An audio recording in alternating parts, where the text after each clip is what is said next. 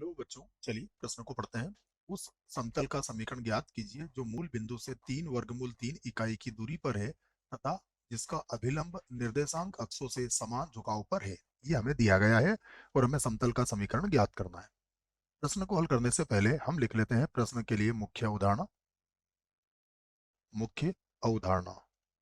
मुख्य अवधारणा में हम क्या करते हैं, प्रश्न को किस प्रकार हल किया जाएगा इस बात पे चर्चा करते हैं और उससे संबंधित यदि कोई सूत्र होता है तो उस सूत्र को भी लिखते हैं। तो यहाँ पर हम समतल का समीकरण लिखेंगे जो आपको याद होना चाहिए। सदिश रूप में समतल का समीकरण लिखने वाला हूं मैं। आर सदिश यहाँ पर होता है एन केप, या यूं कह सकते हैं कि अभिलंब की दिशा में इकाई सदिश होता है और यहाँ पर होता है डी। ये समतल का समीकरण होता है। इसमें अगर आप कहें तो जो एन केप है बच्चों, ये समतल के अभिलंब इकाई सदिश होता है और डी जो होती है वो मूल बिंदु से उसकी दूरी होती है। तो यहाँ पर अगर आप देखें तो मूल बिंदु से दूरी हमें दी गई है। तो मैं लिख लेता हूँ सबसे पहले यहाँ से हल। जब यहाँ पर हल करेंगे तो हमें क्या दिया गया है, मूल बिंदु से दूरी। मैं समतल का समीकरण मान लेता हूँ बच्चों। तो माना समतल का समीकरण, समतल का समीकरण आर सदिश एन केप, ये डॉट लगेगा बीच में है ना, और यहाँ पर डी है। जहां जहां देखिए हमें क्या दिया गया है, मूल बिंदु से दूरी, अर्थात डी का मान कितना है, डी का मान है 3 वर्गमूल 3 इकाई। ये तो हमें डी का मान दिया गया है। और अगर एन केप की बात करें तो एन केप क्या होता है बच्चों, यहाँ पर ये होता है कॉस अल्फा आई केप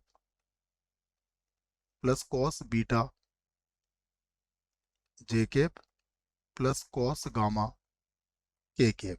ये हमें पता है कॉस अल्फा कॉस बीटा और कॉस गामा दिक कोज्याएं होती है बच्चों। दिक कोज्याएं होती है, अल्फा बीटा और गामा इसके दिक कोण होते हैं।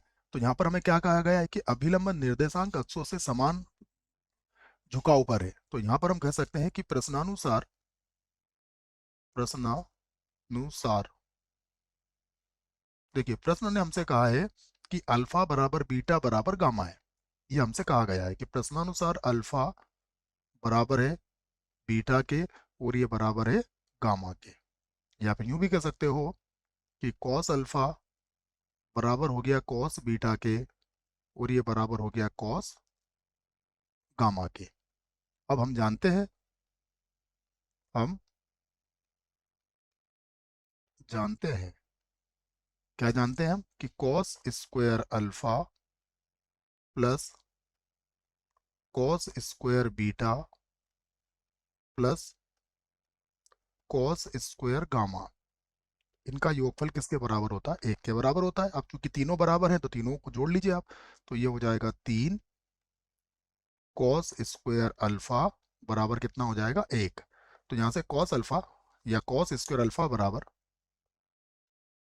कॉस स्क्वायर अल्फा बराबर कितना हो जाएगा, 1/3। या फिर आप कह सकते हो कि कॉस अल्फा बराबर ±1/√3। अतः कॉस अल्फा बराबर कॉस बीटा बराबर कॉस गामा, ये तीनों ही किसके बराबर आ गए, ±1/√3 के। तो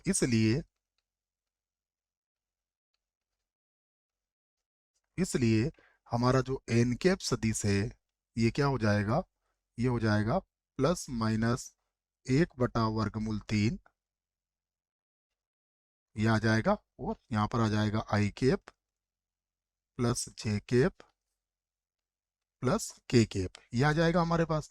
अब हम समतल का समीकरण लिख सकते हैं। तो समतल का समीकरण, समतल का समीकरण, समतल का समीकरण क्या हो जाएगा, देखिए ये होगा आर सदिश, उसके बाद डॉट, यहाँ आ जाएगा ±1/√3, उसके बाद होगा I cap plus J cap plus K cap बराबर कितनी दूरी दी गई है हमें, हमें दी गई है 3 वर्गमूल 3। तो ये हो जाएगा 3 वर्गमूल 3, 3 वर्गमूल 3। अब आप चाहें तो प्लस माइनस को बराबर के इधर ले जा सकते हैं, तो आपका उत्तर आ जाएगा। तो ये होगा आर सदिश dot I cap plus J cap plus K cap बराबर हो जाएगा, देखो गुणा करोगे तो वर्गमूल 3 का वर्गमूल 3 से गुणा करने पर 3 आएगा, अर्थात 9। तो इसको माइनस प्लस या फिर प्लस माइनस कुछ भी लिख सकते हो आप, तो ये हो जाएगा प्लस माइनस 9। तो ये आपके प्रश्न का क्या है, उत्तर है। यही आपसे पूछा गया था। आशा करता हूँ बच्चों प्रश्न का उत्तर अच्छे से समझ में आया होगा। धन्यवाद।